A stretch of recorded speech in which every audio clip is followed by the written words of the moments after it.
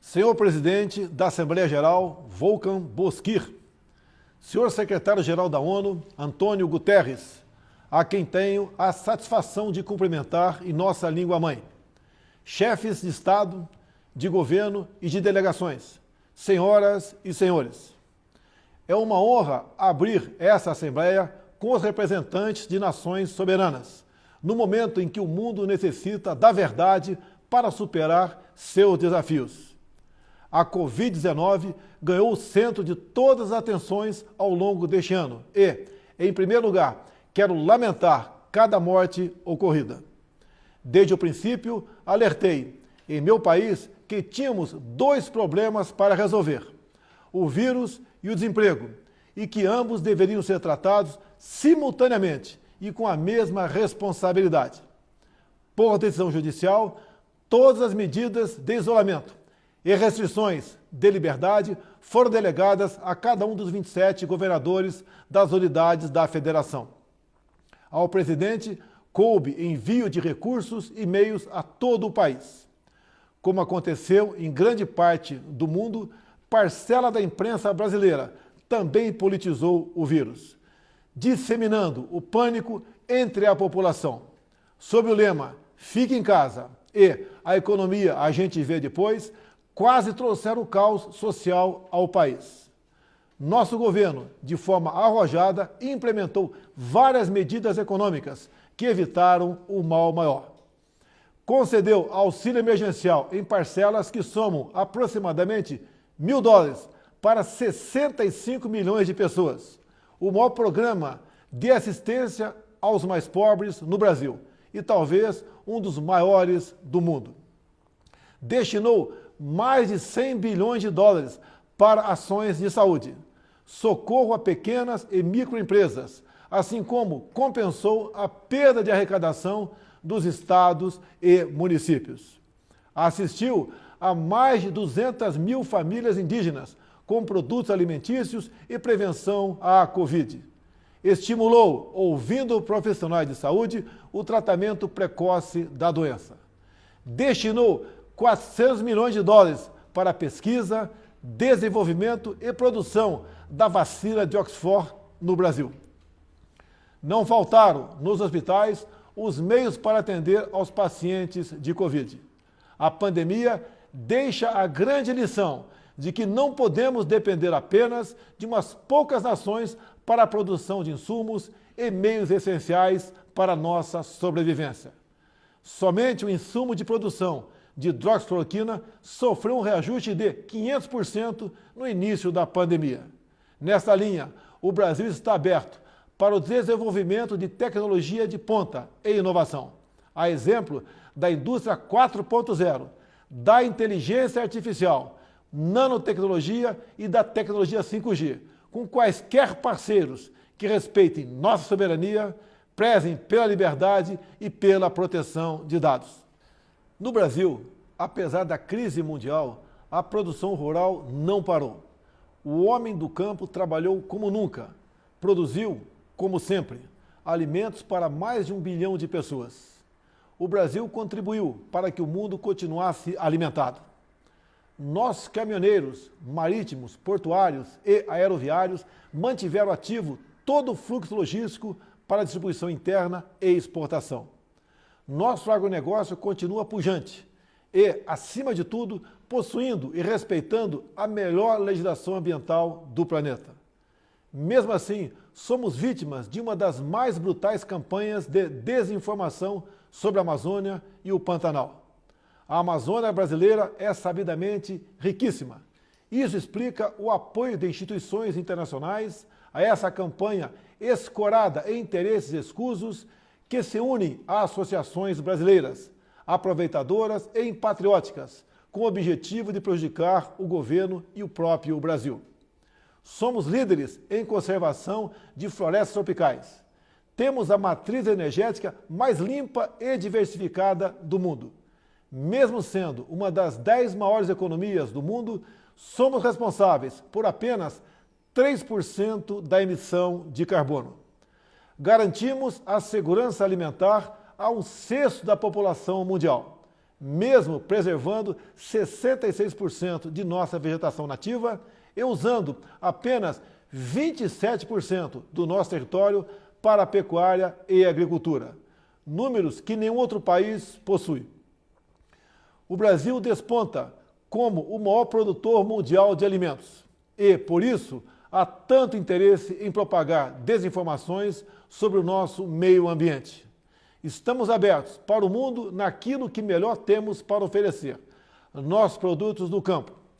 Nunca exportamos tanto. O mundo cada vez mais depende do Brasil para se alimentar. Nossa floresta é úmida e não permite a propagação do fogo em seu interior. Os incêndios acontecem praticamente nos mesmos lugares, no entorno leste da floresta, onde o caboclo e o índio queimam seus roçados em busca de sua sobrevivência em áreas já desmatadas. Os focos criminosos são combatidos com rigor e determinação. Mantenho minha política de tolerância zero com o crime ambiental. Juntamente com o Congresso Nacional, buscamos a regularização fundiária, visando identificar os autores desses crimes. Lembro que a região amazônica é maior que toda a Europa Ocidental. Daí a dificuldade de combater não só os focos de incêndio, mas também a extração ilegal de madeira e a biopirataria. Por isso, estamos ampliando e aperfeiçoando o emprego de tecnologias e aprimorando as operações interagências, contando, inclusive, com a participação das Forças Armadas. O nosso Pantanal, com área maior que muitos países europeus, assim como a Califórnia, sofre dos mesmos problemas. As grandes queimadas são consequências inevitáveis da alta temperatura local, somada ao acúmulo de massa orgânica em decomposição. A nossa preocupação com o meio ambiente vai além das nossas florestas. Nosso Programa Nacional de Combate ao Lixo no Mar, um dos primeiros a serem lançados no mundo, cria uma estratégia para os nossos 8.500 quilômetros de costa.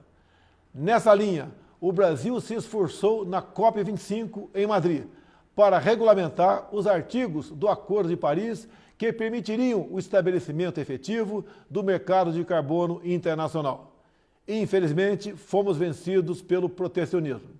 Em 2019, o Brasil foi vítima de um criminoso derramamento de óleo venezuelano, vendido sem controle, acarretando severos danos ao meio ambiente e sérios prejuízos nas atividades de pesca e turismo. O Brasil considera importante respeitar a liberdade de navegação estabelecida na Convenção das Nações Unidas sobre o Direito do Mar. Entretanto, as regras de proteção ambiental devem ser respeitadas e os crimes devem ser apurados com agilidade, para que agressões como a ocorrida contra o Brasil não venham a atingir outros países. Não é só na preservação ambiental que o país se destaca.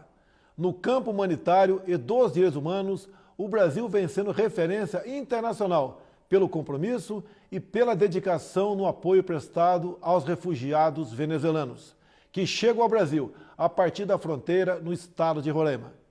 A Operação Acolhida, encabeçada pelo Ministério da Defesa, recebeu quase 400 mil venezuelanos deslocados devido à grave crise política e econômica gerada pela ditadura bolivariana. Com a participação de mais de 4 mil militares, a Força-Tarefa Logística Humanitária busca acolher, abrigar e interiorizar as famílias que chegam à fronteira. Como um membro fundador da ONU, o Brasil está comprometido com os princípios basilares da Carta das Nações Unidas: paz e segurança internacional, cooperação entre as nações, respeito aos direitos humanos e às liberdades fundamentais de todos. Nesse momento em que a organização completa 75 anos, temos a oportunidade de renovar nosso compromisso e fidelidade a esses ideais. A paz não pode estar dissociada da segurança. A cooperação entre os povos não pode estar dissociada da liberdade. O Brasil tem os princípios da paz, cooperação e prevalência dos direitos humanos inscritos em sua própria Constituição. e, tradicionalmente, contribui, na prática, para a consecução desses objetivos. O Brasil já participou de mais de 50 operações de paz e missões similares, tendo contribuído com mais de 55 mil militares, policiais e civis, com participação marcante em Suez, Angola, Timor-Leste, Haiti, Líbano e Congo. O Brasil teve 2 militares premiadas pela ONU na missão da República Centro-Africana pelo trabalho contra a violência sexual.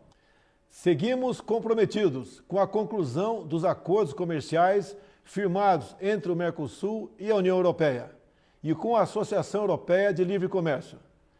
Esses acordos possuem importantes cláusulas que reforçam nossos compromissos com a proteção ambiental. Em meu governo, o Brasil, finalmente, abandona uma tradição protecionista e passa a ter, na abertura comercial, a ferramenta indispensável de crescimento e transformação.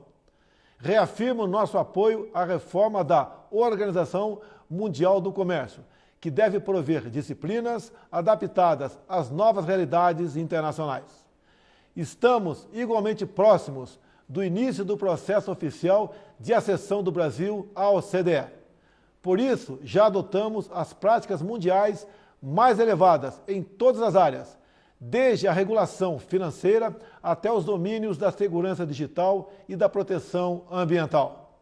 No meu primeiro ano de governo, concluímos a reforma da Previdência e, recentemente, apresentamos ao Congresso Nacional 2 novas reformas, a do sistema tributário e a administrativa. Novos marcos regulatórios em setores-chave, como o saneamento e o gás natural, também estão sendo implementados.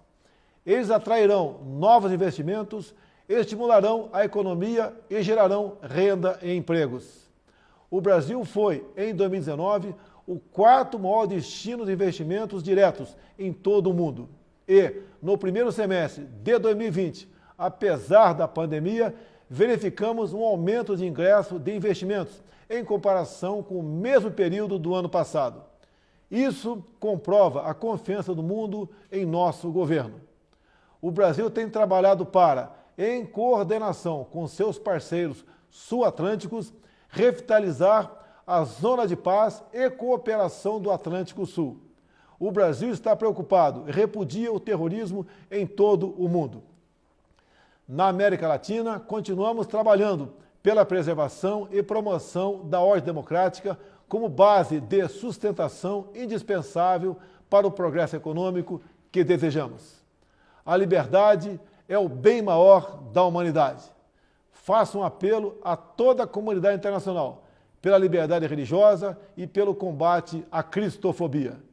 Também quero reafirmar minha solidariedade e apoio ao povo do Líbano pelas recentes adversidades sofridas. Cremos que o momento é propício para trabalharmos pela abertura de novos horizontes, muito mais otimistas para o futuro do Oriente Médio. Os acordos de paz entre Israel e os Emirados Árabes Unidos e entre Israel e o Bahrein, 3 países amigos do Brasil, com os quais ampliamos imensamente nossas relações durante o meu governo, constitui excelente notícia. O Brasil saúda também o plano de paz e prosperidade lançado pelo presidente Donald Trump, com uma visão promissora para, após mais de 7 décadas de esforços, retomar o caminho da tão desejada solução de conflito israelense-palestino. A nova política do Brasil de aproximação simultânea a Israel e aos países árabes converge com essas iniciativas, que finalmente acende uma luz de esperança para aquela região. O Brasil é um país cristão e conservador e tem na família a sua base. Deus abençoe a todos. O meu muito obrigado.